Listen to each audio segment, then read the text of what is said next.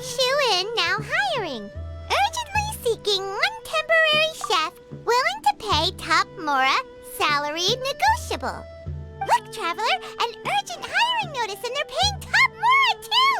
Oh, Paimon likes the sound of that. You're right, it is strange. Do you think something happened to Yanxiao? Cause that guy barely lets anyone ever set foot in his kitchen. Doesn't exactly seem like the type to hire help. The notice says interested parties should go upstairs and talk to the innkeeper Huayan. Should we go and see what's up? Well, that. And to check up on Yanxiao, of course. Boss, there's really no need for this. It's just a little burn, that's all. It won't get in the way of my work. Perhaps not, but continuing to work will only hinder your recovery. You need to rest for a few days. We'll figure something out. Huayan! Yanxiao! Oh? Traveler and Paimon! What brings you to this neck of the woods? And we decided to come check up on Yanxiao. I knew we shouldn't have posted that notice. It's really nothing to worry about. I'm fine. I swear. How kind of you. My thanks to you both. And thanks on Yanxiao's behalf, too. There's nothing to be embarrassed about, Yanxiao. Just tell them what happened. Oh, all right.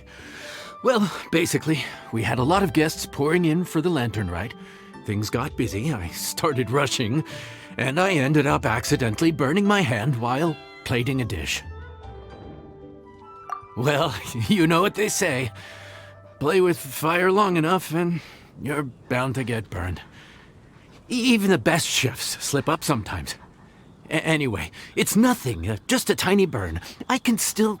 Now, I don't want you pushing yourself. You'll only make it worse, and then you'll be looking at more than just a couple of days off to recover. But the lantern ride's only just finished, and we're still getting tons of guests. Now's not a good time for me to rest. Plus, lots of the guests are visiting from other nations. We can't just bring in some random chef off the street. We have a reputation to uphold. I refuse to let someone else ruin the good name we've made for ourselves here. Listen to you. Anyone would think that you're the boss and not me. But he's not wrong. Yanxiao was one of the favorites in the Masterful Chefs tournament. No matter how you look at it, his are big boots to fill. I don't mean to boast, but any chef of my caliber probably has their own restaurant to look after. It's not going to be easy to find someone who's got the skills and has the time to help us out. Looks like we might have to increase the pay we're offering even further. Do we know anyone that's a good chef and has the time to help out? Oh, of course, you! Oh, right. Yes. Now I think about it, I do recall hearing good things about your cooking ability. I suppose I'd added you to my mental list of people who can hold their own in a combat situation, but forgot you can cook.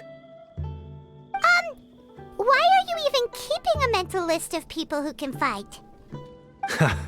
Maybe a story for another time. More importantly, I'm sure Yanxiao would be comfortable leaving his kitchen in your hands, if anyone's. What do you think, Yanxiao? Well, since it's you, I suppose that's better than anyone else. What do you think, Traveler? Should we do it? I should warn you that cooking for customers is quite a different ballgame from cooking for yourself, so I'll stick around the kitchen over the next few days to help smooth things over. Oh, so he's not leaving the kitchen after all? I believe there's some spare kitchenware here at the inn. Boss, would you mind? Of course. I'll take care of it.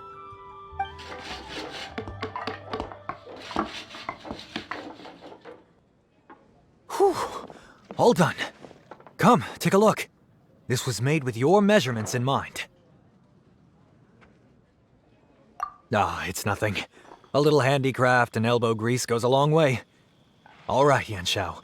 I'll leave you to take it from here. You really went to all the trouble of building a new stovetop?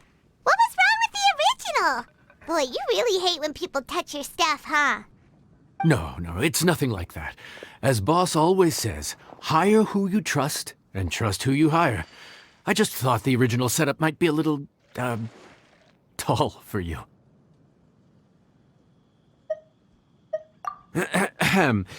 Anyway, as I was saying, cooking for guests is different from cooking for yourself.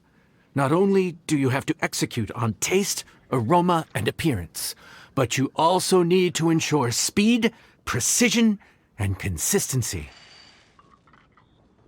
Having the right equipment is a big part of that. Ill-suited equipment doesn't just make the job more tiring, it also slows you down. And paying customers don't have unlimited patience. Sometimes cooking is all about being well prepared. That's how you ensure speed. Okay, and what about precision and consistency? Precision all comes down to using your eyes. Where to slice into a particular cut of meat, how much oil to use, how to tell when a dish is done cooking. When you cook for yourself, you can always add salt if it's too bland or add water if it's too salty. You can tweak the taste as you go, but in a restaurant, there's not that much room for trial and error. Worst case scenario, Paimon can deal with any subpar dishes by making sure they get properly disposed of. The final thing you have to focus on is consistency. You have to be able to handle the most challenging orders with the same level of technique and skill as the easiest ones. This is particularly important when you have guests from all over, each with their own tastes and preferences. You have to cater to their own dietary needs while also giving them the opportunity to enjoy our local delicacies. This last point is making Paimon's head spin. Don't worry. Matter of fact, someone as well-traveled as you may even have a better handle on it than me once you get started. And of course, I'll be around to help you over the next few days. I don't think we'll have any trouble making all our guests feel right at home. There's no time to lose, so let's get started. I imagine you probably have a good handle on the cooking side of things already. What you need to pay attention to is remembering each table's order. Try not to get them mixed up. Oh, Paimon's memory is like a steel trap. This is gonna be a cinch.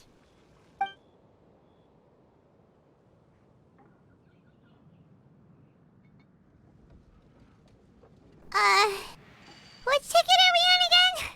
Table 1 was onions, but no chilies. Table 2 was chilies, but no onions. And table 3 was,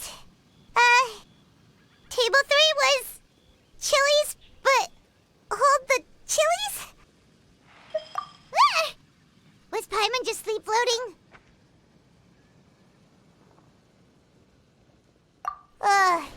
We didn't even get a break in the middle.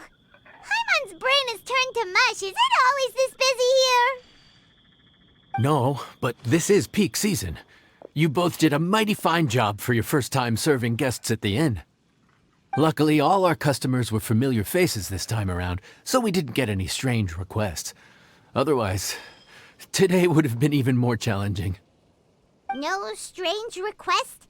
Someone asked for almond tofu drizzled in soy sauce. Even Paimon has never tried that combination. It's a wide world out there. People have all kinds of different tastes. Being able to cater to all is the real essence of Liyue cuisine. Also, the thing about requests is that they're usually very specific. So as long as you do what they asked, you're unlikely to have any issues. What's really tricky is when guests give you free rein to do anything you want. Excuse me. Are you still open by any chance? Huh? Paimon knows that voice. Let's go check it out! What should we do? It doesn't look like anyone's here. If only we'd gotten here a bit sooner. It's alright. If we start building a campfire now, we'll be eating before too long.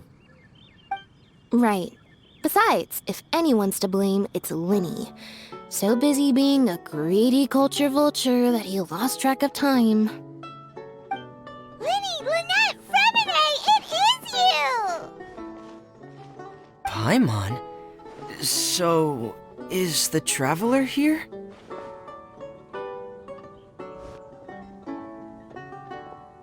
Traveler, Paimon! What a nice surprise! Paimon was gonna say the same thing! We're just lending a helping hand at the inn. Anyway, so that's how we ended up here. But what about you guys? Don't tell us. Father sent you on another mission? No, quite the opposite, actually. We're in Liyue on vacation, and while we're here, I thought a cultural tour might be in order.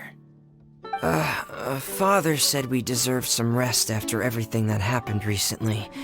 Otherwise, it could jeopardize our next mission. It's not every day we get this kind of opportunity. Linny thought it might be fun to spend some time in Liyue, especially since it's Lantern Rite season. We could hardly pass up the opportunity to watch a Liyue-style magic show.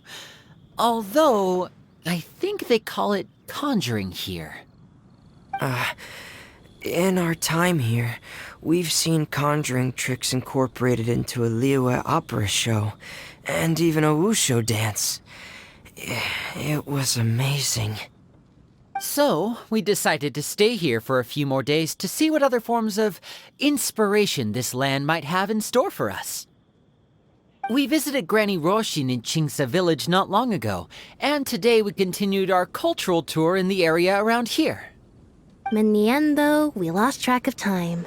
We haven't even eaten anything yet. And speaking of eating, as you know, seafood is a big part of both Liyue and Fontaine cuisine, but it's cooked very differently here. We simply had to try some local seafood after coming all this way. That's another reason why we decided to extend our trip. Oh, need any recommendations? What have you tried so far? That fish one with the misleading name. Sounds bland, but it's drowning in hot chilies. Oh, you mean blackback perch soup? You're right, the name doesn't give much away. It looked and smelled so appetizing that Lynette took a huge mouthful, blissfully unaware that she was about to set her mouth on fire. She could barely speak for the rest of the day after that. Luckily, that wasn't a huge adjustment for her.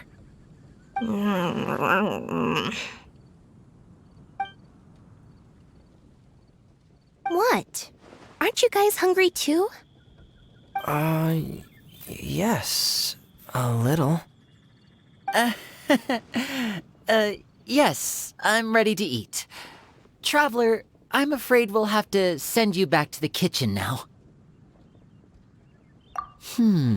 Good question. I doubt we'll be able to decipher the menu, so why don't you recommend something?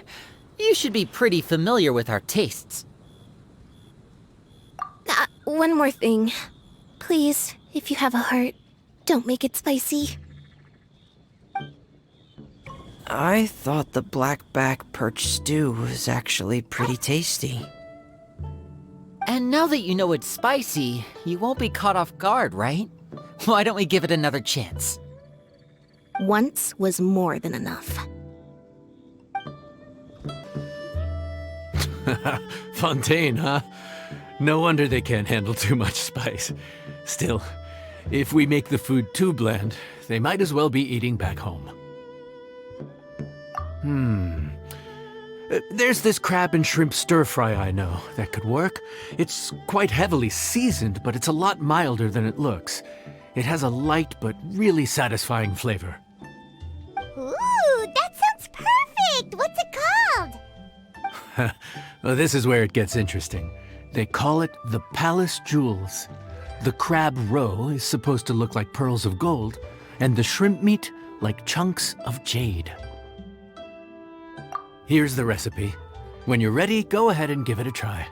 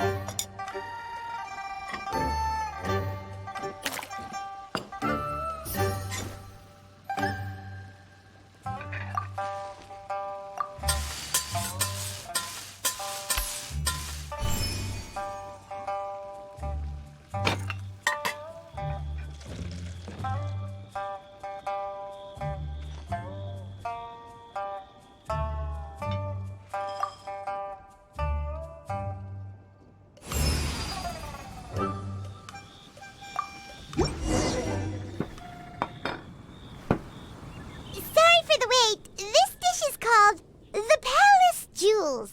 Enjoy.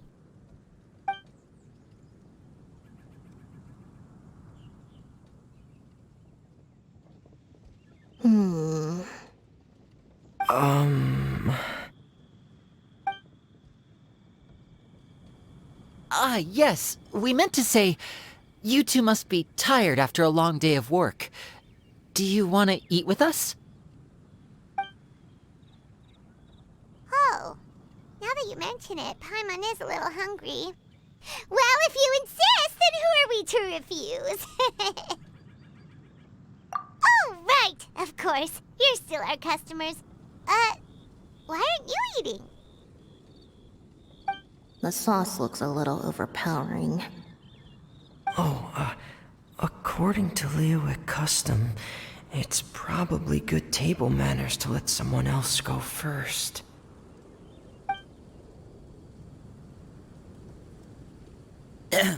Looks delicious, traveler. I guess I'll dig in first. Here goes. What is it? Do you need some water? No, it's delicious. The flavor is so pure. It's drenched in sauce, but somehow it just enhances the natural flavor of the seafood. Try it for yourselves. Alright.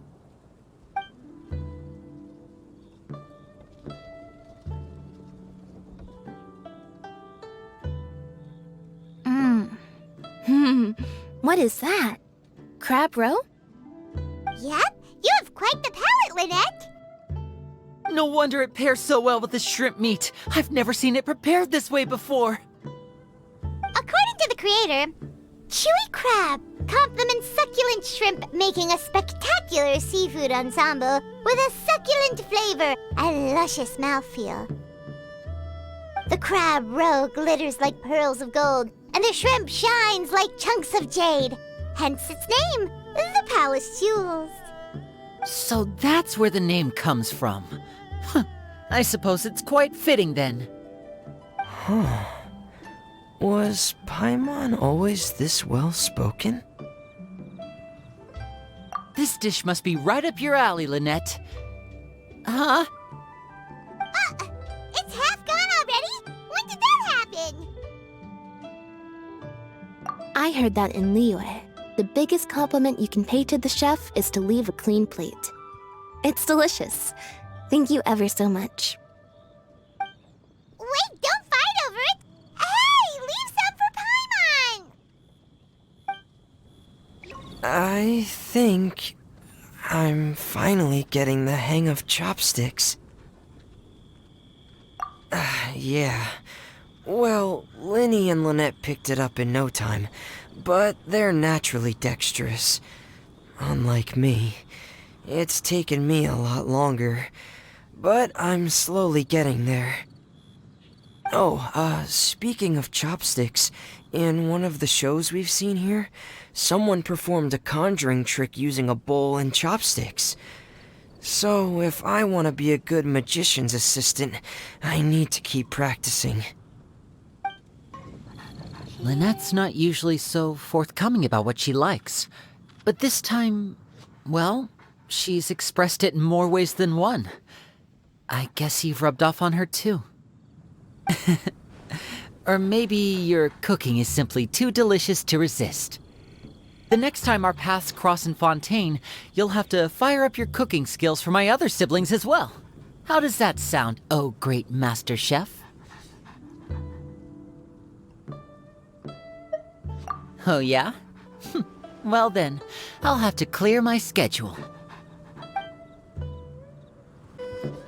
Calorie surplus detected. Digestion mode engaged. Yeah. Well, Winnie and I are usually careful about what we eat because we have to stay in performance shape. That, plus it's generally bad manners to overindulge at the dinner table. But once in a while, it's nice to treat yourself in the company of family. Besides, if I'd waited until my brothers were finished trying to outpolite each other, the food would have gone cold. So your friends like the dish, huh? Well done. Not bad at all for your first day on the job. There'll be more to come, so keep it up.